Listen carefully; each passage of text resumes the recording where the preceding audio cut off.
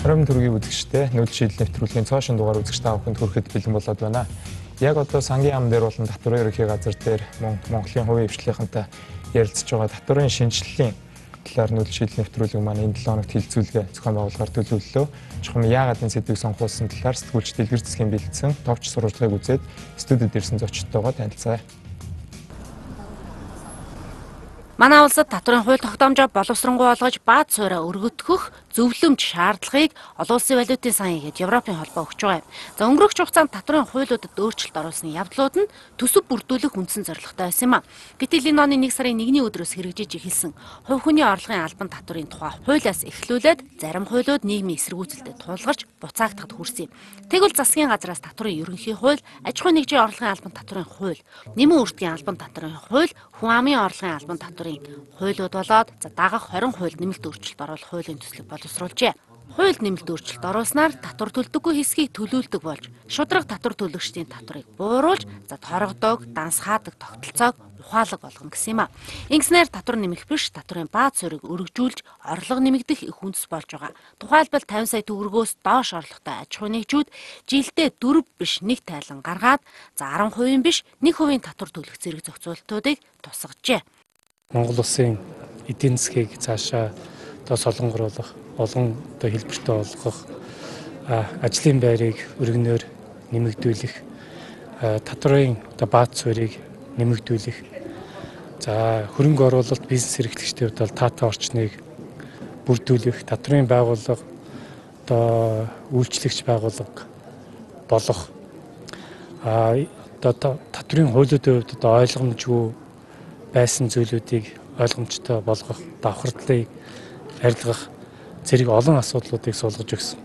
2017 оны 3 дугаар улирлын байдлаар татварын албанд тайлангаа ирүүлсэн аж ахуйн нэгжүүдийн 50 орчим хувь нь X тайлан, 20 гаруй хувь нь алдагдaltaй тайлан гаргажээ. За энэ нь нэг талаар бизнес эрхлэгч, татвар төлөгчид санхүүгийн хүндрэлтэй нөхцөл байдалтай тулгарсан хിവэр байгааг илтгэж байгаамаа. Тиймээс эдийн засаг бизнесийн орчныг таагүй нөхцлөөс хамаарч, татвар төлөгч татвараа хуульд заасан цаг хугацаанд нь төлж чадаагүй хүндрэлтэй тулгарсан нөхцөлд тухайн аж ахуйн нэгжийн банкнд дэх харилцах дансыг хаах зэрэг албадлагын арга хэмжээг хэрэглэхээс зайлсхийж, татвар төлөгч өөрөө цаашид татвараа бүрэн төлөх боломжтойгоо ногтлсон тохиолдолд татвар төлөх хугацааг 2 жил хүртэлх хугацаагаар сунгах боломжийг олгохоор хуулийн төсөл тусгаад байгаамаа. Тэгвэл аж ахуйн нэгжүүдийн хувьд татварыг индексжүүлэх, эко татвар бий болохоос эхлүүлээд хуулийн төсөлд нэмж тусгах зүйл байгааг онцлсан юм а. Эко татвар гэдэг юмыг бий болгож өгөөч. Энэ байгаль орчныг бохирдуулагч, хэрэглээний дараа бохирдол үүсдэг энэ зүйл төр татвар ногдуулмаар байна. Нэг ундааны савн дээр 1 төгрөг ногдуулаад дахиад зөвхөн Улаанбаатарт 2 тэрбум төгрөгийн их усэр бий болно. Тэгээд цаана аккумулятор хуучин дугуй тоос үгээд энэ хаягдaltaй зориулсан экологийн ногоон татварт ногдуулмаар байна. Одоо бид нар яг үнэхээр татварын хөнгөлтийг одоо жижиг дундаа дэмжих юм уу эсвэл худалдаанаа дэмжих юм уу гэдэг асуудал, үйлдвэрлэлээ дэмжих юм уу эсвэл худалдаагаа дэмжсэн бодлого баримтлах юм гэж ярьж байна л да. За манай танхимаас болохоор яг уу үйлдвэрлэлээ бид нар дэмжийе гэж байна. Тэгээ үйлдвэрлэлээ дэмжсэн бодлого тэгвэл манай ерөнхий хуулийн дээр яаж тусгаж байгаа тий? Тэр заалтан дээр. Гайлынхаа одоо тэр хуулийн дээр бас яаж тусгаж байгаа? Тэрийг бид нар тодорхой ярих хэрэгтэй. Татварын хуулинд өөрчлөлт оруулах зайлшгүй нэг заалт бол аж ахуйн нэгжийн жилийн орлого 3 тэрбумаас дээш гарсан тохиолдолд 25% татвар төлдөг тогтолцоог өөрчлөх шаардлагатай. За ингэхдээ үнийн дүнг нэмэгдүүлэх эсвэл индексжүүлэн бодох шаардлагатай гэж бизнес эрхлэгчид онцолж байгаамаа. Өнөөдөр Монгол улсын эдийн засаг 10.5 тэрбум доллар болсон байна. Монгол улсын эдийн засаг 5 тэрбум доллар хүрээгүй байх цаг үед хийгдэжсэн хуулиуд өнөөдөр хүчин төгөлдөр явж байгаа. Долларын ханш 500 төгрөг байх үед татварын ерөнхий хуулинд 17-гийн 1 гэдэг зүйл заалтанд аж ахуйн нэгжийн орлогын албан татварыг 3 тэрбумаас дээш 25% авна гэсэн заалтууд орж ирсэн. Өнөөдөр эдийн засаг ямар хэмжээнд байгаа вэ? Улсын төсөв ямар хэмжээнд байгаа вэ? Долларын ханш ямар хэмжээнд байгаа вэ? Тэгэхэд энэ хууль маань өөрөө хүчин төгөлдөр байдаг нь аж ахуйн нэгжүүдийг дампууруулах нөхцөл байдалд ордог болохоор өнөөдөр та бидний мэдэх Монгол улсын тэргүүлэх аж ахуйн нэгжүүд энэ 25% орохгүй төлөө тэр 50-60 МСС, 50-60 номин, 50-65 богд нь байгуулагдаа явдаг. Тэгэхээр энийг 17-гийн 1-ийг доор хаяж 10 тэрбум болгож өгөөч гэсэн манай бизнес эрхлэгчийн санал байгаа. За хуулийн төслийг эрх аврын чуулганд өргөн барих юм. Тиймээс энэ хугацаанд оролцогч талуудын саналыг тусгах ажлыг өргөн хүрээнд зохион байгуулахаар болжээ. За тэгэхээр энэ сэдвээр ярилцахаар бид бүхэн 6 зочтой студид урьж авчираад байна. Би баруун гар талаасаа танилцуулъя. Сангийн яамны төсвийн орлогын хэлтсийн мэрэгжилтэнд хэлмэн хүрэлцэн ирсэн байна. За Монголын үндэсний худалдаа аж үйлдвэрийн танхимын ерөнхийлөгч Лавж Жууга ирсэн байна. За эдийн засагч Дэлгэр сайхан хүрэлцэн ирсэн байна. За миний зүүн гар талд Монгол дахь Америкийн худалдааны танхимын гүйцэтгэх захирал Адья ирсэн байна. За Монголын бизнесийн зөвлөлийн өдөр дах зөвлөлийн гишүүн Хуульч Баяр хүрэлцэн ирсэн байна. За Viratas Partners хуулийн фирмийн хуульч өмгөөлөгч Хашчулан ирсэн байна. Тэгэхээр хамгийн ихний асуултаа бас тэлмүүнээс сонирхмоор байна л да. Саяын сурвалжлагаас үзэхэд би бас сайн ойлгосонгүй яг хэдэн хуулийн өөрчлөлт орж ирж байгаа юм бол нэг ийм одоо багц хууль орж ирж байна уу? Эсвэл гайл гэдэг энэ бусад олон хуулиуд дагаад өөрчлөгдөх хэмжээнд хаврын чуулган дээр төлөвлөж байгаа юу сангийн яамны хувьд? За өнөөдрийн хэлэлцүүлгийг яг засгийн газар сангийн яамнаас авч хэрэгжүүлж байгаа маш чухал арга хэмжээг сонгож өрнүүлж байгаад баяртай байна. Тэгээд сангийн яамны зүгээс бол 2 сарын 23-ны өдрөөс бол татврын багц хуулийн шинжилгээний төслийг бол вебсайт дээр тавиад олон нийтэд бол хэлэлцүүлж эхэлсэн. Тэгээд энэ хуулиар бол нийт 3 хуулийн шинжилсэн найруулга 21 хуулийн бол нэмэлт өөрчлөлтийн асуудал хөндөгдөж байгаа. Тэгдгээр хууль нь бол нэгдүгээр татврын ерөнхий хуулийн шинжилсэн найруулгын төсөл, аж ахуйн нэгжийн орлогын албан татврын тухай хуулийн шинжилсэн найруулгын төсөл, хувь хүний орлогын татврын тухай хуулийн шинжилсэн найруулгын төсөл, дээрээс нэмэгдсэн үртгийн албан татврын тухай хуульд нэмэлт өөрчлөлт оруулах. Тэгээд эдгээрийг дагаж байгаа бол нэмэлт өөрчлөлтийн төслүүд байгаамаа. За баярлалаа. Тэгэхээр хувийн хвшлийнхныг бол хилцүүлэгт маш өргөн дэлгэр энэ 7 хоногт болон одоо эх 7 хоногт оролцуулах тийм хилцүүлгүүдийн хуваар бол гарсан байгааг харж байна. За иргэний нийгмийн байгууллагууд засаглалын чиглэлээр ажилладаг байгууллагууд бол энийг бол нэлээд нааштай хүлээж авч байгаа шиг байна. Тэгэхээр Монголд бол бас хувийн хвшлийн ашиг сонирхлыг хамгаалдаг байгууллагуудаас хамгийн том нь гэж болох худалдаа аж үйлдвэрийн танхимын гишүүд яг энэ дээр сая бид зарим гишүүдийн бол санал байр суурийг сонслоо. Гэхдээ саналаа яаж нэгтгэж гин гол зарчмын саналууд юу гэж байгаа вэ гэдгийг л хавж байгаа сонирхол. За баярлалаа. Өнөөдрийн халуун мэндийг хүргэе. Сая засгийн газар ерөнхий сайд сангийн сайдын хамт бол танхим дээр 7 хоногийн өмнө бол энэ хуулийн хэлэлцүүлгийг улстай хийх нийлтэг бол хийсэн байгаа. Энэ дэр бол манай бизнесмен дэрсэн. Гэхдээ ер нь бол бид нар энэ хуулийн концепцийг ингэж өргөн дэлгэр хэлэлцэн гэдэг нь бол татвар төлөгчийн эцэс тэмбээггүй бол энэ Монгол улсад амьдарч байгаа бүх иргэд байгаа. 3.2 сая иргэд бүх аж ахуйн нэгжүүд бол байгаа. Малчинтай энэ хамрагдахгүй байхгүй. Тэгэхээр өмнөх хуулийн хэлэлцүүлгүүд баг хэлэлцүүлэггүйгээр зөвхөн төр татвар авагч талаас гол дүрмээ тавьдаг байсан. Мөн татвар авагч талынхаа эрх ашгийг баг тусгадаг ч юм уу ингээд процессын алдаан сая яагаад гараад ирвэл өнгөрсөн жил ил тод байдаг хууль бид батлууллаа шүү дээ 2 жилийн өмнө. Тэгэхэд 33 мянган компани 34 их найт төвөрний ажил үйлчлэгээ орлогоо ил гаргаж байгаа. Энэ бол сүүлийн 27 жилд манай энэ татварын хуулиуд процессууд ямар явсан бэ гэдгийг нэг үр дүн л гэж ойлгож байна. Нөгөө талаас шинэ өнгөрсөн жил бид нар татвар төлөхгүй гэж 4 сард асуудал тавьж байсан. Гэтэл 7 төрлийн татвар орж ирчихэд тэр 7 төрлийн татварыг нэмэх асуудал дээр чинь татвар төлөгч юм уу татварын төлөгч талын субъектыг огт харилцаагүйгээр нийгмийн институт нийгмийн бусад субъекттэй харилцаагүйгээр ганцхан татвар авахч нь асуудал орж ирээсээ энэ нэг сард асуудал буцаад унлаа шүү дээ. Тэгэхээр бол энэ туршлагаас аваад өнөөдөр бол сангийн яам маань бол ялангуяа энэ засгийн газар энийг мэрэгжлийн хамт төлөгч нартай хамт ярилцаа гэсэн ийм нээлттэй хэлэлцүүлгийг явуулж байгаа нь бол маш давуу тал. Гэхдээ бол татварын хуулийн ерөнхий хууль бол онлын асуудлыг их оруулж ирдэг. Материалын хуулиуд аж ахуйн нэгжийн орлогын албан татвар, хувь хүний орлогын татвар бол тухайн хуулийнхаа төрлөөр явагдаж байгаа. Тэгээд энэ удаагийн хэлэлцүүлгийг бид нэр ашиглаж хамгийн гол 1992 онд батлагдсан хүний эрх аж ахуйн эрхлэгч юмд хүний онцгой эрх байхгүй юу? Тэр эрхийг манай аж ахуйн нэгжийн орлогын албан татвар хууль хангаж чадж байна уу? Хувь хүний орлогын албан татвар бол хүн өмчтэй байх, чөлөөт худалдаанд орох, өмчөө өмчлүүлэх тэр эрхийг хангаж чадж гэнэ үү гэдгийг бид нар одоо энэ хэлэлцүүлгийн явцад 92 оныхаа үндсэн концепцтэй тусгаж өгөх нэг чухал юм байна. За баярлалаа тань. Тэгэхээр бизнесийн консул болон аймчаам гэж нэрлэдэг Америкийн худалдааны танхимын зарим нэг хэлэлцүүлгүүдэд манаас түүлчнэр очдог. Би өөрөө очиж суудаг. Тэн дээр Монголд гаднаас хөрөнгө оруулсан иргэд болон аж ахуйн нэгжүүд бол доктортой байдлыг байнга бичдэг. Гадны сэтгүүлүүд ч гэсэн бичдэг. Тэгэхээр Миний санаж байгаагаар татвар гайл хоёрыг нэгтгэсэн, эргээс салгасан. За татвар нэмэхгүй гэдэг амлалтыг бол Монгол Ардын нам өгсөн. За 7 татварыг оруулж ирсэн сөрөг хүчин жагссан. За уул уурхаан үйлдвэрчний эвлэлүүд мөн маш одоо гал цогтойгоор эсэргүүцсэн. За тэрийг улс төрийн шийдвэргөө буцаагаад татсан. За ийм олон юмнууд бол сүүлийн хэдэн сарын дотор бол болоод өнгөрчихлөө. Жагссан. Тэгээ сөрөг хүчин бас жагссан л да. Яг манай урдуур ингээ алхаад ирсэн болохоор би яг тэр дунд нь ингээд Facebook live-ыг алхаж ирсэн болохоор тэгэхээр адья захирлаа сонирхмоор байгаа нь яг лавжуугаас сууж байгаа асуултыг л танаас сонирхмоор байна л да. Танаа гишүүд ямар санал оруулъя гэж байна. Яг энэ татварын өөрчлөлтөөр ер нь өөрчлөгдөх ёстой юм. Монгол Америкийн худлааны танхимын гишүүн байгууллагаас сангийн яамнаас танаачж байгаа энэ хилцүүлгүүдэд одоо ачаал бүгдлэгч оролцож байгаа.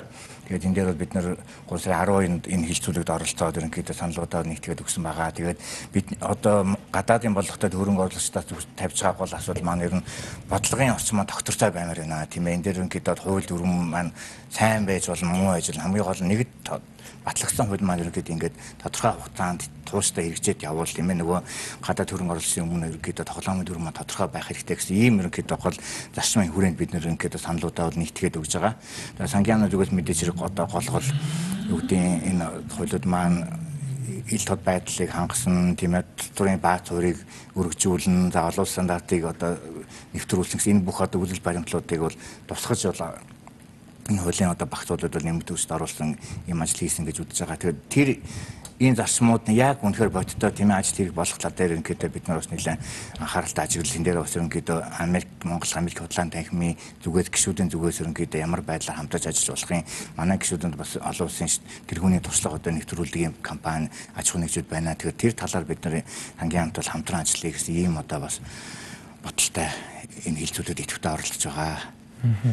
За баярлалаа. Тэгэхээр Монголын бизнесийн зөвлөлийн одоо өдөр төгсгөлийн гишүүн Баяр танаас бол хуулийн концепт буюу одоо зарчим гэж одоо Хөрлөтөр сайдын тавьсан бэлтгэл дээр байсан энэ 6 зүйлийн талаар асуух гэдэг нь л да. Та яг энэ хуулийн төсөлтөд танилцаж амжсан бол ил тод байдлыг хангах, за татвар төлөгчийн эрх ашгийг хамгаална гэж энэ нэлээд тунхагийн чанартай зүйлүүд бол байна л да. Сайдын зүгээс тавьж байгаа юм дээр.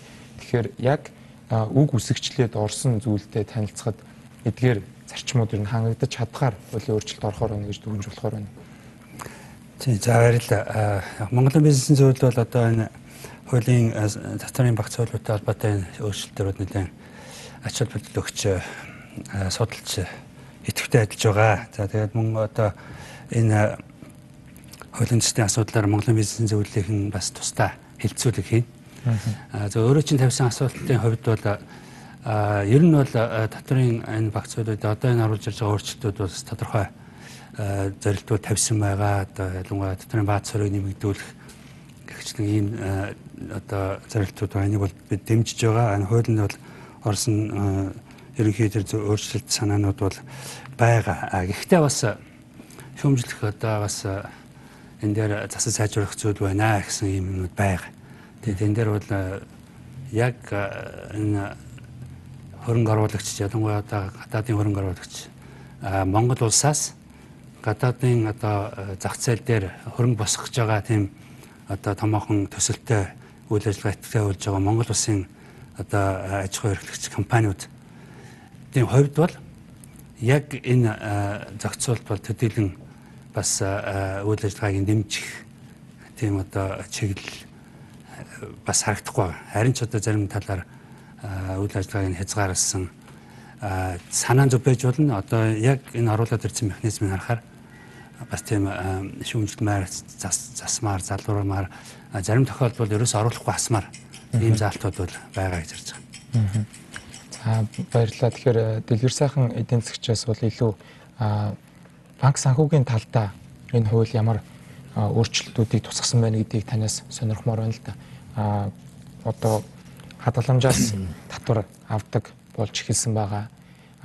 Дээрээс нь бол одоо банк санхүүгийн үйлчилгээний дээрээс одоо зарим нэг шимтгэлүүдийг одоо бол мэдээж журмаараа зохицуулах хэрэгтэй баг. Тэгэхээр энэ хуулийн концептыг эдийн засгчийн хувьд та яаж харж байна? Зарим одоо барууны эдийн засгчдын татварын талаар хийсэн ишлэлүүдийг харахад бол тухайн орон нутгийнхаа онцлогтой хүн амынхаа зах зээлийн онцлогийг бол шингээж өгөхгүй бол нэлээд эдийн засгт бол хохиролтой үр дагавар гарах ийм хурдан өөрчлөлт гэх юм бол гарах магадлал байдаг гэдэг тиймэрхүү зүйлийг их хэлдэг юм билээ.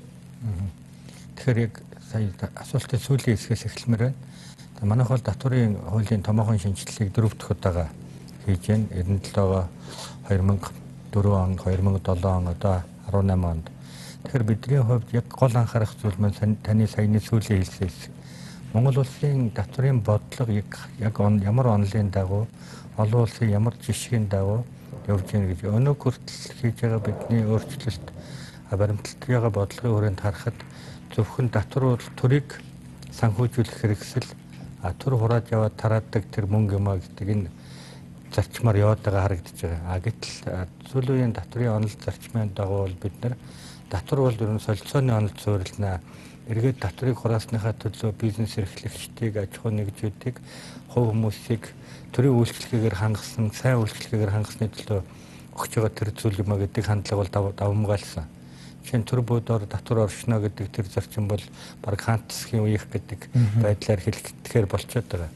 Тийм ч учраас бид нар яг энэ Монгол улсын татварын шинжилгээний бодлого ирээдүйн хаашаа чиглэж яах гэсэн тэр концепцийг олж харахгүй байгаа яг үнэндээ. Ямар ч гэсэн шинжилэл, зарчмын шинжилэлүүд, тооны шинжилэлүүдийг бол бид хийж байна. За банк санхүүгийн салбарын хувьд, санхүүгийн үйлчлэгээний хувьд харин энэ хууль маань ерөнхийдөө нэлээд шинэлэг, нэлээд олон өөрчлөлтүүдтэй харагдж байгаа. Ялангуяа хөрөнгөний зах зээл, гадаад дотоод гүйлгээн дээр гаднаас оруулсан хөрөнгө оруулалтыг талаар дэмжих, ноогдол ашигт үзүүлэх, татварын хэмжээг бууруулах, хөрөнгөний зах зээлээс санхүүжилт авсан тохиолдолд түнд ноогдох суудах татваруудыг багасгах гэдэг. Тэгэхээр байгууллагуудыг, бизнес эрхлэгчдийг тэр гадны хөрөнгө оруулалт болон санхүүжилт авах талд нь бол нэлээд дэмжсэн юм татвар байгаа. Татварын хууль болж өөрчлөгдөж байгаа гэж би хувьдаа харж. Харин тэр хувь хүний орлогын албан татвартай холбоотой зүйл дээр бол тэр мэдээж хэрэг 10% орлогын албан татвар аваад явж байгаа. Хүүгийн орлого, ноогдол ашигын орлогын албан татварыг аваад явах зарчим нь бол зөв байхаа. Энэ татварыг авах цаг нь бол одоо болж байгаа болов уу гэж харж байна. За баярлалаа. Тэгэхээр нэвтрүүлгийн эхэнд бас манай сэтгүүлчийн бэлдсэн сурвалжлаган дээр гарч ирсэн одоо татварын байцаагч нар бол мэдээж хэрэг үр дүнгийн гэрээгээр урамшуулал авдаг гэж нийгэмд нэлээд шууган үүсэж исэн. За дараа нь болохоор одоо төлөхгүй удаж байгаа нөхцөлд бол манад татварын байцаагч нь одоо аж ахуй нэгжтэйгээ яг суугаа тохиролцдог зарчим дээр биш одоо дансыг нь хаадаг ямар нэгэн байдлаар битүүмжилдэг. За нийгмийн даатгал дээр хүртэл ийм хэрэг их гардаг. Ийм практик байгаа болохоор жижиг дунд аж ахуй нэгжүүд болон компаниуд бол дандаа тийм сөрөг саналтай байдаг л та татварын хэлцүүлгүүд дээр. Тэгэхээр Veritas Partners хуулийн фирмийн хувьд яг энэ татварын орчин дээр бизнесүүдтэй ажиллаж байхад ер нь ямар саналууд гарч ийн энэ практикийг халах одоо заалтыг би бол одоо сангийн сайдын танилцуулгаас харлаа л да. Татварын байцаагч хэрвээ байгууллагыг торгоод хэрвээ тэрэн дээрээс асуудал үүсэх юм бол тухайн байцаагчийг 10 жил төрийн албанд ажиллуулахгүй байх гэх мэт нэлээд тийм хатуу заалтууд байна. Тэгэхээр танаа дээр ер нь ийм татварын маргаан үүсгэхэд одоо байгаа практик юу болохгүй байна? Энийг шинэ хуулиар яаж өөрчилж болно гэж харж байна. Хашчулан өмгөөлөгч сонирх. За үзэгчдээ өнөөдөр өдрийн мэндийг хүргэе. За манай хуулийн фирмийн зүгээс бол яг энэ татварын багц хуулиудын шинжилгээтэй холбоотой асуудал дээр бол Монголын өмгөөлөгчтэй холбоо, Монголын хуульчтай холбооноос бас шинээр батлагдж байгаа хуулийн төслүүд дээр санал авдаг. Нийт хуульч нарт бол яг энэ мэдээлэл бол хүрсэн байна. За саяны асуудалтай холбоотойгоор энэ хуулийн нөгөө бусад хуулиудад орж байгаа нэмэлт өөрчлөлттэй холбоотой зохицуултуудыг бид нар үзэх хэрэгтэй болно. 3 сарын 5-нд ерөнхий сайд болон сангийн сайдын өгсөн мэдүүлгүүдээр бол энэ төсвийн орлогыг бүрдүүлж байгаа татварын системийг боловсронгуй болгоно. Зарим татварыг бол бууруулна. За тэгээд энэ татварын байгууллагын дарамт шахалт үзүүлдэг, данс битүүмжилдэг энэ асуудлуудыг бол ойлгох ийм одоо хуулийн концепт явж байгаа гэдэг бол олон нийтэд бол хэлсэн, зарласан байна. За бидний хувьд ингээд үзэхэд бол хэд хэдэн одоо төрийн сангийн яамны мэргэжилтэд хэлж байна 21 хуулинд бол нэмэлт өөрчлөлт орох. Хуулийн төсөл бас дагалдаад өргөн баригдж байгаа 3 хуулийг шинжилэн найруулах баталгахтай холбоотойгоор. За жишээлбэл хөгжлийн банкны тухай хууль, ашигт малтмалын тухай хууль, тусгай зөвшөөрлийн аж ахуйн үйл ажиллагааны тусгай зөвшөөрлийн тухай хууль, төв банкны тухай хууль, банкны тухай хууль гээд холбогдох хуулиудад бол өөрчлөлт орж байгаа. За энэ орж байгаа өөрчлөлтүүд бол миний зүгээр хуулийн зүгээс харж байгаа ойлголтоор татварын албыг бол эрх хэмжээг нь өмнөхөөсөө илүү анхаарлагсан илүү хүнд суртал, үйл ойлголцол үүсгэж болох үз иргэдийн аж ахуйн нэгжүүдийн эрх ашигт бас шууд татврын байгууллага халдах юм боломжтой зохицуултууд бас орсон байна гэж харж байгаа. За баярлалаа. Та бас саяын санал дээр дэлгэрэнгүй яг энэ заалт ингэх гээд байна гэж тайлбарлах гэж найдаж байна. Тэгэхээр Тэлмүүн мэрэгчлэнээс эргээд сонирхоход манад одоо бол хуулийн тухай хууль мөрдөгдөд эхэлсэн байгаа. Тэгэхээр энэ олон шинжилгээг за хаврын чуулган дээр их хурлын дараа өөрийнхөө эрх мэдлийн хүрээнд ингээд урагшлуулад хаврын ажилдаа зэрэгцүүлээд төрүүлээд энийг хилцүүлэг явж байгаа болохоор гялзуулах гэдэг амын яриагаар бол гялзуулах гэдэг үзье гэж бодоход ямар шатын амжилтуудыг давах хэрэгтэй байгаа. Байнгын хороогоор мэдээж орох хэрэгтэй баг тийм. Ямар төлөвлөгөөтэй байна ер нь цаг хугацааны хувьд. За баярлалаа. Хуулийн төслийг бид нар бол 11 сараас хойш бол сангийн яам бол нэлээд хүч чармаалт гаргаад сайдын зүгээс онцгойлон анхаарал ажиллаж ирсэн. Тэгээд хууль тогтоомжийн тухай хуулиар бол хуулийн төслийн иж бүрдэл гэж байдаг. Тэгээд энэ дэр бол тандан судалгаа тэгээд төсөвт үзүүлэх нөлөөлийн шинжилгээ, үзэл баримтлал гэдэг. Тэгээд бидний барьж байгаа байр суурь бол бид нар ямар ч процессын алдаа гаргахгүй, ямар ч процесс алгасахгүй явах ёстой бүх шат амжилтыг явна. Энэ олон нийтийн хилцүүлэг зохион байгуулж байгаа маань ч гэсэн яг хууль тогтоомжийн тухай хуулиар бол тавигдсан байдаг. Тэгээд доороо ижил 15 оноо гэдэг бол бид нар олон талын саналыг харгалзаж үзэхийн тулд хуулийн төслийг илүү чамбай, илүү сайн, илүү алдаа мадаггүй болохын тулд 30 хоногийн хугацаатаар хилцүүлэг хийж байна. Тэгээд 23-нд хуулийн төслүүдийг танилцуулаад 7 хоногийн хугацаатай бол хуулийн төслөөр танилцах хугацаа өгсөн. Тэгээд өнгөрсөн 3 сарын 5-ны өдрөөс хойш бол бид нар өдөр болгон сангийн яамн дээр, дотрын албан дээр бол оролцогч бүх талуудын төлөвлөлийг оролцуулсан хилцүүлэг зохион байгуулж байгаа. Тэгээд 3 сарын эдгээр хилцүүлгээр гарсан саналуудыг сангийн яамд нэг бүрчлээ. Зөвхөн хилцүүлэг гэлтгүй Facebook, Twitter, сангийн яамны захин хуудсан дээр байгаа энэ бүх комментуудыг, сэтгэлдлүүдийг бид нар бол бүгдийг цуглуулж байгаа. Нэг бүрчлэн үзэж байгаа. Тэгээд бид авах саналаа, авахгүй саналаа бол нэг бүрчлэн гаргаад хуулийн төслийг дахин боловсруулад 26-27 оны хавцаа бол эдийн засгийн чуулга уулзалтаар бол эцэслэн танилцуулна. Тэгээд энэ хүртэл хугацаанд бол яг хуулийн төслийн иж бүрдлийг бол бүрэн хангаа явнаа. Тэгэхээр бол аливаа процесс алгасаад явдаг тийм ажил бол энэ хуулийн төслөөр явахгүй. Тэгэхээр бүх оролцогчдын саналыг бол ижилтийг шаргалж үзсэн. Тийм бол гараа гэж бид нар үзэж байна. Тэгэхээр жил бүр одоо татврын албаны дүнг одоо аудитын газар болон сангийн яамны тайлангаас харахад бол болцлоо хангасан дүнтэй байдаг. За эргээд үр дүнгийн урамшуул зарим дүүрэг дээр авч исэн тохиолдлууд гарч идэг. Тэгээ татврын яг энэ концептыг бол яг энгийн татвар төлөгч хүн болгон бол сайн ойлгодгүй л дээ. Одоо ажил хийж байгаа хүмүүс бол одоо нийгмийн даатгалаа төлж байгаа, хүн амын орлогын татвар. За сүүлийн үед одоо урлаг хуваарай аж ахуй эрхлэгчид бол нөөц төлөгч болсон ашигтай юм байна. Цэнхэр дэвтрээ татвар дээрээс очиж авах нь ашигтай юм байна гэдэг их бага хэмжээгээр хариуцлагаж байгаа харагдаж байна. Нөгөө талдаа болохоор бас одоо нөгөө замын торгуулийг төлөхгүй тэрнээс бас дахиад өршөөлийн хууль залуу хуульчид бас санаачлаад явж байгаа. Тэрийг нь одоо хүмүүс ихт нийгэмд их шүүмжлэлтэй хүлээж авч явах шиг. Тэгэхээр логж байгаагаас та яг өмнө нь бас энэ дээр ажиллаж исэн болохоор сонирхмоор байна л да. Манай татврын яг эрхтгш байдал хэр сайн хангагдаж чадчихэв. Жишээлбэл малчтаас татварыг авах санал бол яг хэр бодиттой энэ өөрчлөлтөн дээр орж ирэх бол ягаад тэгэхээр мал гэдэг чинь өөрөө бас одоо хувийн өмч тэгээд энэ одоо зүйлийг хэлэхээр л энийг үндсэн хуультай холбоол энийг сонгуулийн амлалттай холбоол эргээд малчтад одоо явах тусламжийн аян нь хүртэл одоо шүүмжлэлт агуулж байна шүү дээ. Тэгэхээр энэ дээр бизнес эрхлэгчид ямар байр суурьтай байд юм бэ? Ерөнхийдөө бид нар өөрчлөлтөө хэлсэн. Энэ хууль маань бол анх удаага энэ бүх татвар төлөгчдөрийг өргөнөөр хамруулах тийм систем дээр хийгдэж байгаа. Энэ хуулийн концепц нь ерөнхий санаа нь бол 2015 онд хийгдсэн байсан. Тэгээд тэр үед бол нэмэгдсэн уртын албан тушаалын хууль, энэ татварын ерөнхий хууль, аж ахуйн нэгжийн орлогын албан тушаалын хууль, хувь хүний орлогын албан тушаалын хууль, нэгтлэн бодох бүртгэлийн хууль, аудит хууль, эрүүгийн хууль, зөрчлийн хууль бүгд чинээрэхлээр эрт одоо өршөөлөл хамт гарах байсан. Гэтэл 15 онд хувь заяаны эрхээр саяын 3 хууль нь хоцроод бусад хууль нь батлагдаад 16-нд яваад өгсөн. Өнөөдөр манай татварын орлогын бүх энэ давуу биелэлт бол нөөтийн систем нэгтлэн бодох бүртгэл аудитын шинэ хуулийн үр дүн байгаамаа. Тийм учраас үндсэн 3 хуулиа хурдан солихгүй бол өнөөдөр энэ тоглоомын дүр маань бүгдийг зохицуулдаг нь харагдсан. Түрүүн би 33 мянган компани хэлж байгаа шүү дээ. Яг түүнтэй адилхан. Өнөөдөр бол татварын тэгш байдлыг асууж байна. Тэгш байдал хүртээмжтэй байдал энэ ч өөрөө дандаа зарчим буюу цаанаа татварын онлоор хийгддэг. Өнөөдөр ч бид нар энэ татварын байгууллагууд сангийн олон улсуудаа уулзсан. Түүнээс биш лобби хийлгүүлэх гэж уулзаад байгаадаа биш юм шүү. Одоо энэ холбоотууд энэ тухайн салбарын товлж хамгийн гол нь өнгөрсөн 25 жил энэ салбар дээр ямар асуудал юу? Одоо чинь татварын хувь хэмжээ тавьж байгаа шүү. Энэ хэмжээ хүртэл автын чинь онлын асуудал байдаг. Чинь орлого их олж байгаас их татвар авч байгаадаа биш. Зөвхөн тэр салбарыг 100 хамруулж чадж гэнэ үү энэ татварын тавьсан дүн тоон дүн тэрийг л боддог байхгүй. Энийн дээр бол дэвшилттэй юмнууд гарч иж байгаа. Нөгөө талаас та сая малчин асууж байна. Тэгэхээр татвар гэдэг үг нь бол дотроо татвар хураамж төлбөр гэж 3 юм агуулж байгаа. Энэ 93 хонд үндсэн хуулийн зэсээр орсон анхны асуудал.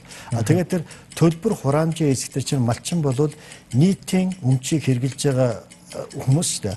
Ус, мод, агаар, тэр нэг бэлчээр бүгд нийтийн өмч. Нийтийн өмчөөс авч байвал роялти төлдөгтэй адилхан хураамж гэж орж болно. Одоо жишээ нь тийм маягаар зөвхөн татвар гэсэн үггүйгээр орж ирэх хэрэгтэй. Тийм учраас саяын 3 үг татвар гэсэн үгэн дотроос орсноос болоод энэ маань жоохон бүрхэх асуудал. Би эхний хэлцүүдэд хэлжсэн. Ядаж одоо чинь татварын хойдлын санкц хэсэг байгаа. Татвараа төлөөгүй бол 100% торгуул тавина гэж байгаа. Тэр төлбөрөө төлөөгүй бол 100% тавих юм уу, хураамж юм уу, албан татвар юм уу гэдгийг чинь одоо энэ шинэ хуулийн 60 хэд дээр задлж өгөх хэрэгтэй байхгүй. Энэ нь ганцхан өгөр 100% торгоно гэх юм бол энэ дахиад том ажиглал үүсээ явчихна. Энэ бол би дараагийн хэсгээр нь бол ярих болов гэж байна. Тийм учраас энэ хуулийн үндсэн зорилго бол үндсэн хуулийн 92 оны үндсэн чөлөө зах зээлээ барьж либерал эдийн засгт байгаа. Чөлөө зах зээлийн тэр концепц руу одоо очиж байгаа шүү. Нөгөө талаас манай үндсэн хуулийн дотор эдийн засгийн зохицуулалтыг хэд хэдэн заалтууд байдаг. 5-ын 3 ч юм уу. Энэ хэсгийг бас оруулж ирж байгаа шүү дээ. Тэгэхээр яг тэнцвэртэй тэгш байгаа юм шиг ингээд хилдэг боловч зарим салбаруудыг бол бүүцэлдгэлдөө одоо тэр нь тэгж өстой байх. Тэгэхээр Дэлгэр сайхан багшаас сонирхмоор байгаа. За сая бол нефт импортлогчдын зарим бүтээгдэхүүнийг бол одоо их одоо хомсдол үүсээд за хомсдол чихнээсээ үүсэх юм уу, урамчаар үүсэх юм уу, тэр бол яг албан шалгалтын дүн гарсангүй. Аль нэг байгууллагын усгааж зөвшөөрлийг цуцлана гэсэн цуцалсангүй. Энэ бол яг хоёр талд маргаал иргэд тохирол таарлаа. Тэгэхээр одоо нефт импортлогчдын татварыг бол тэгэлсэн байдаг. За энэ манайх өөрөө нефтийн үйлдвэргүй болохоор өөр ийм татвар хураамжийн ийм хөнгөлөлт идүүлсэн одоо эдэлдэг салбар байд юм болов. Тэр салбарууд одоо энэ өөрчлөлтөөр одоо эргэж хамруулах уу гэдгийг сонирхмоор байна л да. Та шинэ мэдээлэлтэй бол тэгэхээр яг бид нар тодорхой хэмжээний салбаруудад хөнгөлөлт урамшуулал татаас өгöd явдаг юм тохиолдлууд би тэрний нэг нь таны саяны хэлсэн нефтийн бүтээгдэхүүн мөн хөдөө аж ахуйн гаралтай зарим бүтээгдэхүүнүүд дээр урамшуулал хөнгөлөлт үзүүлдэг юм тохиолдлууд байна. Мөн газар тариалан дээр бас бид нар тодорхой хэмжээгээр юм хөнгөлөлт урамшуулал зарим талаар авны урамшуулал татаас өгч байгаа. Тэгэхээр энэ бидний энэ татаас өгöd байгаа заримд нь ягаад өгöd заримд нь өгөхгүй байгаа вэ гэдэг энэ хандлага нь яг бид нар өнөөдөр эдийн засгийн зарим тэр яг сая хавжуу ерөнхийлөгч хэлсэн 92 оны үндсэн хуулийн заасан тэр чөлөө зах зээлийн эдийн засаг гэдэг юм руугаа бүрэн шилжээгүй байгаагийн нэг тал. Нөгөө талаас энэ бүрэн шилжих шаардлагагүй гэж үздэг тохиолдол байгаа. Үүнээс гадна бид нар яг энэ хүү нефтийн хувьд бол жишээ нь бид нар зах зээлийн чөлөөт тэр механизмаараа явах боломжийг нь өөрснөө хаацсан. Сүүлийн 6-7 жилийн турш нефтийн татварын хувьд үнийг доктортой барих үүднээс дэлхийн зах зээлээс ямар ч хамааралгүй тийм үнэтэй системийг өөрснөө бий болгоцсон. Тэгэхээр дэлхийн зах зээл дээр нефтийн үн өсгөөр нь бид нар татвараа бууруулаад хөнгөлөөд чөлөөлөд явдаг. Буурахаар нь бид нар төсвийн орлого бүрдүүлэх механизм болгоод явж ирсэн. Тэгэхээр бидний өөрснөө яг энэ чөлөөт зах зээлийн механизмыг зарим талаар өөрснөө энэ татвар, сонгуулийн амлалт эсвэл нийгэмд тодорхой хэмжээний улс төрийн шийдлээс үүдээд ийм байдал үүсгэж байгаа. Тэгэхээр энэ хуулиар бол харьцангуй энэ талууд нь багасах юм уу гэж би бол хувьдаа харж байна. Гол нь энэ хуулийн үндсэн зарчмаар сарахад бидний хувьд яг татварын нийт ачааллыг ер нь ямар төвшөнд аваачих ёстой вэ гэдэг тэр зүйл нь тэгш хүртээмжтэйгээд таны түрүүний хэлсэн орой маягийн тэр зүйлүүд нь хэрхэн хэрэгжих вэ гэдэг дээр хамгийн гол асуудал. Тэгэхээр баяр хуульчаас би сонирхмоор байна л да та хэлсэн хөрөнгө босгож байгаа компаниудад бол зарим заалтуудын эрсдэлтэй байж магадгүй гэдэг. Тэгэхээр та яг тэр заалтуудыгаа бас тайлбарлаж яриад гадны жишг ямар байд юм бол гэдгийг бидэнд бас тайлбарлаж өгвөл эндээс би эргээл одоо хамгийн сүүлийн одоо сангийн сайдын танилцуулгаас л гарч байна л да. Хөрөнгөний бирж дээр гарсан компаниудаас за босгосон мөнгнөөс 20% авдаг байсныг 5 болгоно гэдэг заалт харагдаж байна. Тэгэхээр таны хэлсэн яг жишээнүүд гадаадын хөрөнгө оруулалтын дээр яаж сөргөөр тусах боломжтой вэ? Тэр эрсдлийг тойрох боломж байгаа. Тийм жишээл одоо юу гал та 4-1 гэсэн нэг аж ахуйн нэгжийн орлогын албан дотор хууль ярьж байна та. 4-1 дээр нөгөө удирдах байгууллага нь Монгол улсад байрладаг гадаадын хуулийн этгээд за яг ингээд ийм одоо гадаадад үйл ажиллагаа хийж байгаа гадаад орлого олж байгаа тэгээ Монгол улсын одоо аж ахуйн нэгжтэй хамааралтай этгээдээс татвар авах ийм санаа байна л да. За энэ бол зөв байж болох юм мэдээж одоо бас тэр татварын баазраа өргөдөхүүднээс. Гэхдээ энд нэг ийм л юм байна. 22 дугаар зүйл дээр юу гэсэн хэрэг зэрэг энэ одоо гадаадад буюу одоо офшор маягийн тийм ээ энэ үйл ажиллагаа хэрэгжүүлдэг гадаадын аж ахуйн нэгж байна. Нийтийн албанд болон нийтийн болон хувийн ашиг сонирхлыг зохицуулах ашиг сонирхлын зөвлөлт урьдчилан сэргийлэх тухай хууль гэж хууль. Тэр хуулийн дагуу одоо тэр офшор бүс үйл ажиллагаа явуулсан бол ингээд одоо татвар ногдуулна гэдэг. Гэтэл чинь тэр нийтийн албаныхан гэдэг чинь төрийн одоо нийтийн албаны улс шүү дээ. Гэтэл энэ чинь хувийн хвшлийнхэнд нөгөөтгийн татвар нь ирээд ногдуулахар болцоо. Тийм ээ. Энэ чинь нөгөө зорилгоо ингээд өөрөөр зорилгын зөв боловч нөгөө хөрөх гэж байгаа арга механизм нь ингээд одоо зөрөөд явчихаар зэрэг энэ бол одоо үнэхээр хөрөнгө оруулалтад бол хөрөнгө оруулалтын орчинд үнэхээр сөрөг нөлөөтэй. Одоо жишээл наадлаж. Тэгээд одоо аж ахуйн нэгжийн орлогын дотор нөгөө хуучин эцсийн хэрэглэгч гэдэг асуудал байсан шүү дээ. Тэгээд одоо тэр яг 11 сард төсвийн хуулиар бол төсвийн хуулийг батлагтай холбогдуулаад нэг хэдэн хууль өөрчлөлт оруулахдаа 30% гээд орж ирсэн. Тэр нь яг одоогийн төслүүдээр 15% буурсан байгаа. Гэсэн хэдий боловч яг эцсийн хэрэглэгч гэдэг чинь хэмбэ гэдэг ингээр бас учир дутагдaltaа. Тэгээ энэ дээр ганц нэг юм байгаа. Одоо би маш хурдан яхад нөгөө тэр гадаадын эцсийн хэрэглэгчийн олсон татварыг энд байгаа нөгөө компани өөрөө суутхан төлнө гэж аахгүй. Тэгээд эн чинь тэр эцсийн хэрэглэгчээс авах гэдэг юм шүү дээ гэдэг. Гэтэл суудах байгаа компаниас нь авчихаар нөгөө компанид нь байгаа босож жижигүүд хувьцаа эзэмшигчдийн хүртэл хамт нөгөө компанитайгаа хамт тийм тэр эцсийн хэрэглэгчээс болоод ингээд татвар төлөх өөрөөр тэрний одоо тий одоо хэлбэгдэж байгаа юм болоод байгаа. Тэгэхээр зэрэг иймэрхүү юмнуудыг одоо бид хэлэлцүүлэг дээр нарийн одоо дурдж яарны нэг техникийн нарийн заалтууд болоо явчихж байгаа шүү. Гэхдээ нэг иймэрхүү юмнууд байгаа. Тэгэхээр тэлмүү энэ дээр бас танаа яаман дээр усан хэлэлцүүлгүүд дээр энэ яг заалтан дээр ямар санал гарсан юм бол одоо яг таны хэлсэн заалтыг бол би бас гайхаад байна л да. Secrecy jurisdiction гэж ярьдаг буюу одоо тэр нууц хуулийн этгээд байгуулах боломжтой одоо 50-аад бүс вэ нүү 42 бүс вэ нүү манай засгийн тэндээс бол манайх мэдээлэл авах боломжгүй л дээ. Яг одоо ерөнхийлөгчийн тамгын газрын дарга маань хүртэл Америкт Трамп ерөнхийлөгч рүү тэрэн дээр тусалцаа хүсээд одоо загтал бичсэн гэдгийг өнөөдөр бас Twitter дээр бичсэн байна. Тэгэхээр татвар болон одоо хууль хүчний байгууллагын мэдээллийн бааз бүрдүүлж чадахгүй зүйлээсээ татвар аавна гэж оруулах юм бол тэр бол зүгээр тунхаг бол барьж чадахгүй болохоор. Тэгэхээр одоо энэ яг ямар үндсэлтэй заалт юм бол мэдээж Улаанбаатар хотод офисоо байгуулсан Монгол улсад үйл ажиллагаа явуулж байгаа гадны хуулийн ферм байт юм уу, майнинг том компани, уулуурхайн том компани байлаа гэхэд татварын бааз зүйрээ өргөдөх гэж байгаа санал байна гэдгийг бол ойлгож байна л да. За энэ дээр нэг тодруулга хэлэхэд бол за бүр хуулийн төслийг одоо ингэж хийх болсон шинжилгээ болсон шалтгаанаас нь эхэлж байна. 2006 онд бид нар бол хуулийн төслийг шинжилж байхад олон улсын татвар гэдэг харилцаа маань бол өнөөхөөс бүр тис хөндлөн тис өөр байсан. Тэгээд та бүхэн мэдж байгаа бол Монгол улс Европын холбооны татварын зорилгоор хамтарч ажиллагүй бүс нутгуудын жагсаалтаас орсон. Үүнтэй холбоотой үүрэг амлалт авсан. Тэгээд эдийн засгийн хамтаа ажиллагаа хөгжлийн байгууллагаас гаргадаг BEPS гэж нэрлэдэг байгаа. Татварын суурийг багасгах ашиг шийдвэрлэх эсрэг хөтөлбөрт манай улс нэгдэж орсон. Энэ байгууллага нь бол ерөөсөө олон улсын хэмжээнд татвараас зайлсхийх энэ арга ажиллагааны эсрэг стандартуудыг боловсруулад тэгээд энийг одоо хэрэгжүүлэхийг зөвлөж байгаа юм. Тэгээ манай улс бол энэтэй холбоотой үүрэг амлалтыг авсан. Энэ бол хамгийн шинжлэх стандартууд. Тэгэхээр одоогийн хуулиар бол олон улсын татвар гэдэг харилцаа маань бол өмнөхөөс тис өөр болж байна. Дэлхийн нийтийн харилцаа шал өөр болж байна. Тэгээд энэ байгууллагатай зэрэгцээд Монгол улсаас олон улсын татврын зорилгоор ил тод байдал мэдээлэл солилцооны олон улсын форумд нийсэж орсон. За эдгээр байгууллага нийсэж орсноор ямар ач холбогдолтой вэ гэхээр Монгол улс урд нь зөвхөн 25 улстай давхар төрийн гэрээний дагуу мэдээлэл солилцох боломжтой байсан бол одоо 148 улстай мэдээлэл солилцох боломжтой болж байна. Татврын зорилгоор дэлхийд дээрх энэ офшор бүс хар нууц банкны нууцлал гэдэг асуудал одоо ерөөсөй байхгүй болсон. Тэгэхээр бид нар бол энэ дэлхийн нийтийн хөгжилтэй хөл нийлүүлэг халах зайлшгүй шаардлагатай. Төрөний хэлсэн дүрм нь бол BEPS гэдэг зүйлийн 3 дахь шаардлагатай байдаг.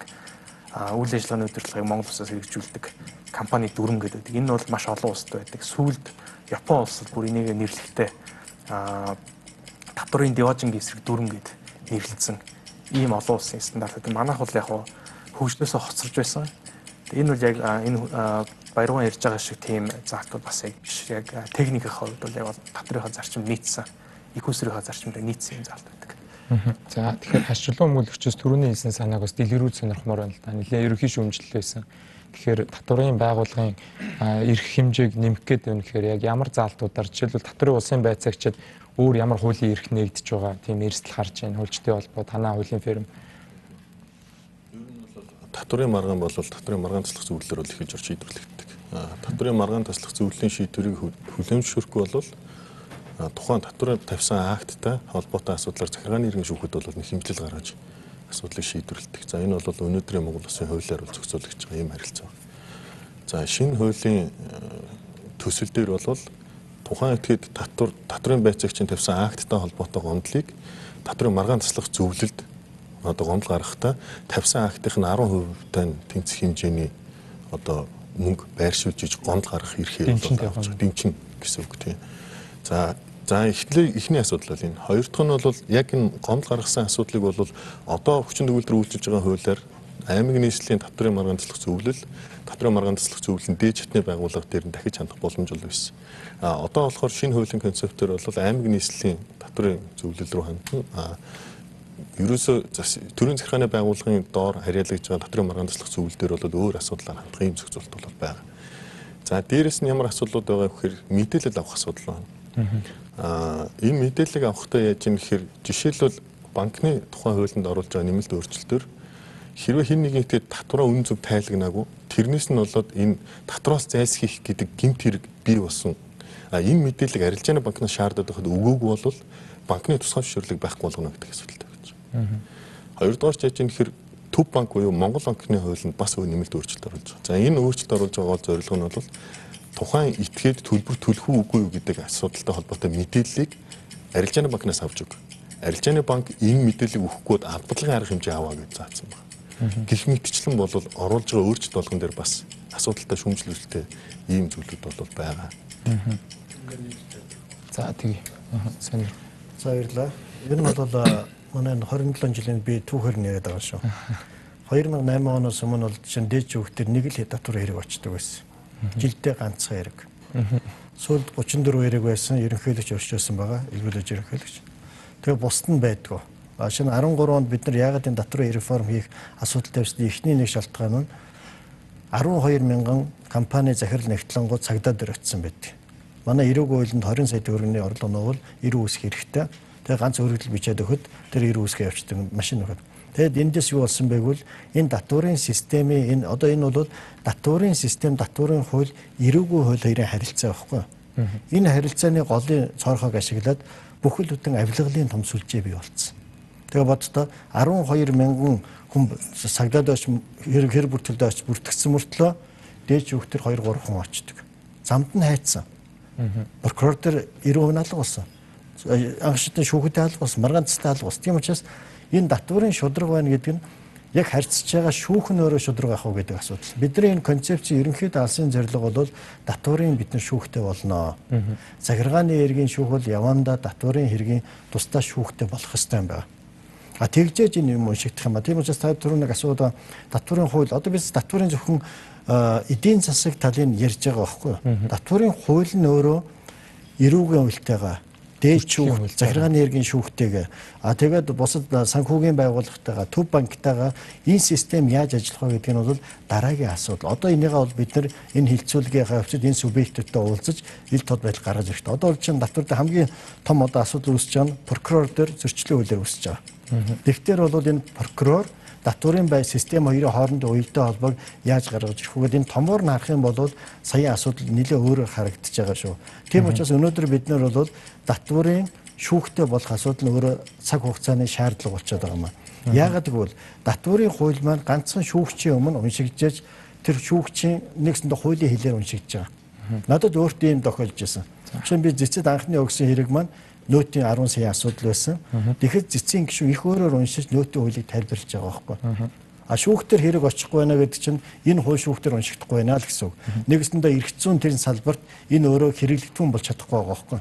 Энийг хэрэглэгдэхүүн болох нь одоо энэ хилцүүлгийн явц нэлээд сайжрах хэрэгтэй гэж бодож байгаа. Тэгэхээр нөөтийн хуулинд бас өөрчлөлт орно гэсэн тэр талаар бас сонирхон. Тэгэхээр AmCham-ын зүгээс Америкийн худалдааны танхимын зүгээс бол гадаад хөрөнгө оруулалттай гишүүд бол их байдаг. За тэгэхээр доктортой байдлыг та дөрөв хэллээ. За доктортой биш байгаа нь бол биднэрт бол одоо харагдж байна. Одоо дараагийн өөрчлөлт явж байна. Тэгэхээр танахны зүгээс энэ 17-гийн 1 гэдэг заалтыг бол их том бизнесүүд ярьж байна л да. Сая бас Алтан дорнд Монгол компани захирал эхний сурвалжлаган дээр хэллээ. Хүмүүс өндөр татвар одоо орлого нь өндөрсөд ирэхээр за тэргээрээ ачаал даах чадварын одоо үнэлт юм уу 25% татвар гэхээр маш олон жижиг охин компани төрүүлдэг те одоо охин компани сүлжээнүүд үүсгдэг. Тэгэхээр одоо нэг компанитай ажиллаад байгаа юм шиг мөртлөө өөр компанитай яг гэрээг нь гаргаад ирэхээр өөр компани байдаг ч гэдэг юм уу. Тэгэхээр тэрэн лүү дахиад нөө далд хэлбэр лүү шилжүүлэхэд тулд бизнесүүд юу санал болгож байна. Мэдээч хэрэг одоо биднээс бүгднгээс асуух юм бол аль болох баг татвар төлөе баг төлөхгүй бай гэж одоо хүмүүс хариулна шүү дээ тий. Одоо бүх олонхын саналаар татвар шийддэг байсан бол бид нар хамгийн бага татвартай л байна.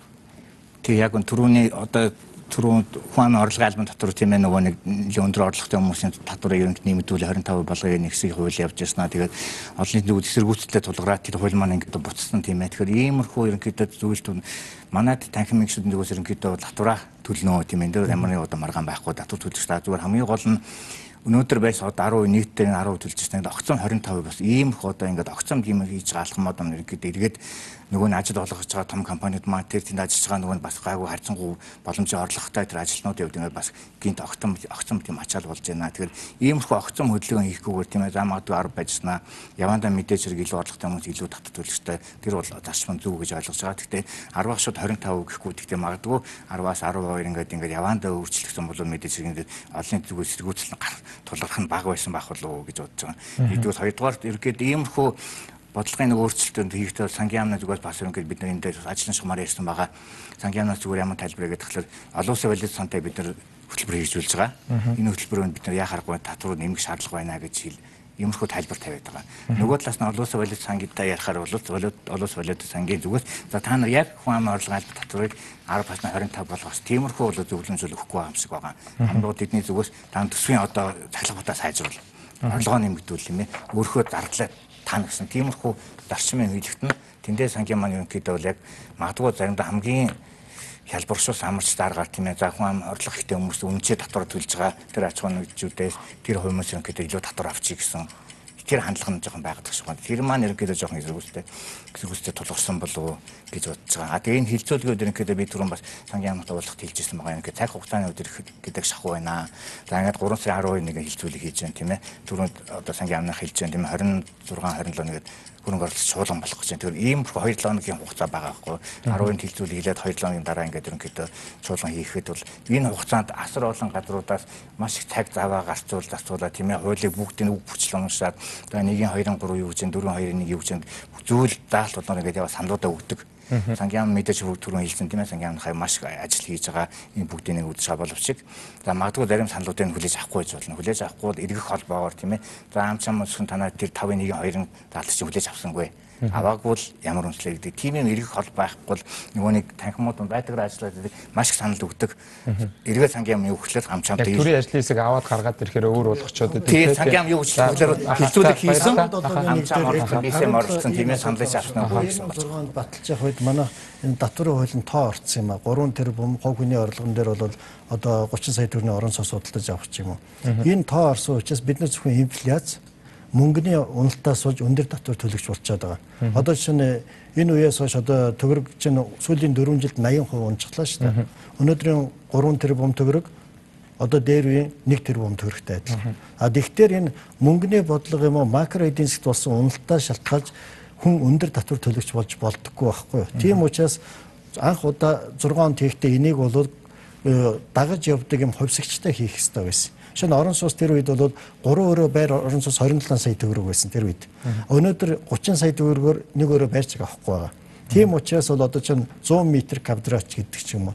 Яг орон сууцны үндсэн нэгжээр нь хуулиндаа хийж чадаагүй учраас өнөөдрийн дахиад 12 жилийн дараа асуудал болж гарч ирж байгаа. Жижиг дунд бизнес эрхлэлч гэж хэнийг хэлэх вэ гэдэг яг нөгөө олоо тэр маргаан шиг те. Тэгэхээр найруулагч уучлаарай найруулагч бас завсарлага авахыг надад сануулж байна. Хэсэг хугацааны сурчлагын дараа татварын шинжилгээний хилцүүлэг маань үргэлжилнэ.